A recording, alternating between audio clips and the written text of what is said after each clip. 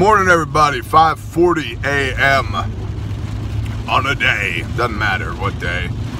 About to be at the shop, and it's really dark outside. And it's really dark outside because it's been raining for 36 hours. That's not accurate. 24 hours. Pouring rain. And yesterday, I saw the power company out, the local power company, with their little bucket trucks doing something, probably flipping fuses and making minor repairs. But this morning, since I got into the town that our shop is in, man, there is not a light on anywhere. And it's still raining. Kind of a little squall right now, but there's another big cell below us and above us, north and south of us. And so I just wanted to tickle your gray matter, man. How's your flashlight situation? You got one? Cool. How many spare sets of batteries do you have? Do you have a headlamp in your bug out bag? Do you have spare batteries for it? I try and keep fresh batteries in those lights in my bag, and then I have 2 additional sets. So I have a single A flashlight, right? Or single double A flashlight. So I have 2 extra double A batteries for it. And my headlamp takes 2 triple A's. So I have 4 extra triple A's for it, as well as the fresh batteries in there. What do you have around your house for lighting? I mean, Miss Harmony and I, mostly her, did this video on oil lamps for SHTF. We have those little LED lanterns. We have Coleman lanterns. How many backup batteries do you have for that? We have a cajillion and a half rechargeable AA batteries. And we have methods to recharge batteries. And we have, like, I don't want to lie, I would say 20 of those little propane bottles. And what I need to do and have not done yet is they sell an adapter on Amazon for $8. Allegedly. I have not tried it yet, but allegedly this adapter exists that allows you to hook a 20-pound propane bottle to those little bottles and refill them. So I need to look into that.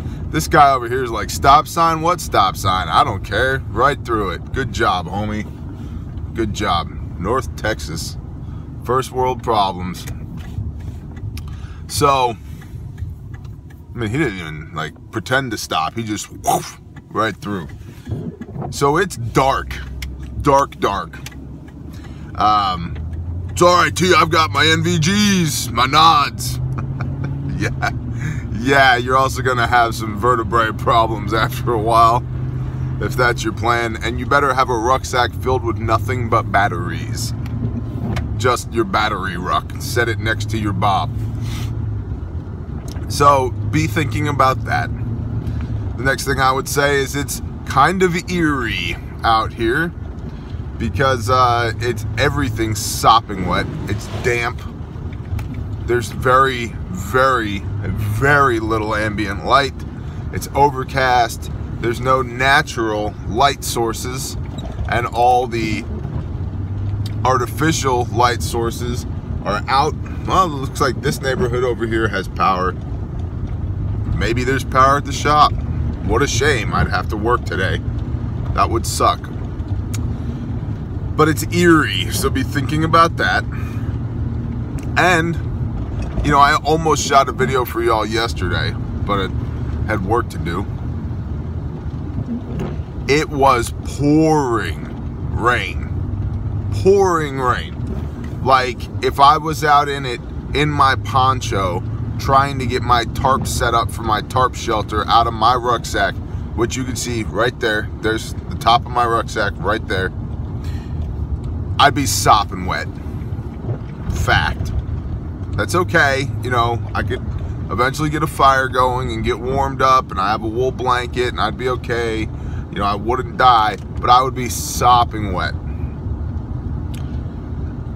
And I want you guys who have bugging out as your first line of defense to just think about that and be really, really, really honest and serious with yourself. And I know some people are locked in where you're at. Locked in. Remember, you have 2 feet, not roots. You are where you want to be. If you really didn't want to be there, you would get up and move. So on some level, you want what you have. That's been a huge conviction in my life. All the drama, all the nonsense, all the BS that you deal with, you want it. If you didn't want it, you would change it. It's just easier for most people to not change it. So, if you find yourself in a situation where you feel like you cannot change it, you cannot leave, so be it. That's on you up here. But some of y'all, and I know this because you've told me, and I know this because I was you, some of you are staying in a situation that you know isn't great, but that's where the money's at. I gotta be here, T. My job is here. Okay, roger that. Been there. Been there. That puts bugging out as your first line of defense. What are you gonna do? I mean, we have rain, significant rain in our forecast for 2 more days. What are you gonna do for 3 days? This many days trying to bug out in the pouring rain. You're gonna be miserable. Your morale is gonna be in the dirt. Everything you own is gonna be sopping wet and covered with mud. Doesn't mean you can't do it. Again, because if you decide up here you can do it, you're gonna do it. But it's gonna suck. So, just be honest with yourselves about that.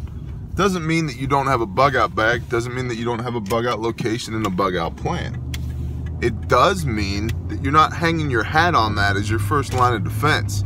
As I've said a cajillion times, your bug out is your last option, not your first option. And if you are living your life in such a way that bugging out is your first option, you need to change that, says me. And I know, it's hard, it's uncomfortable. I don't wanna, my job's here, my family's here, my kids are here, I can't sell my house, all my stuff is busted, I don't have any money, I have medical things. Everybody's got something. Everybody has a blessing and everybody has a curse. So quit focusing on your curses, start thinking about your blessings, and just understand you can do whatever the heck you want to do. You just have to go do it. Man, wait. No, man, power's on at the shop. Arr. No day off, dang it. Guess I better get my mind right. All right, y'all. Shalom and blessings. Chew on that for the day.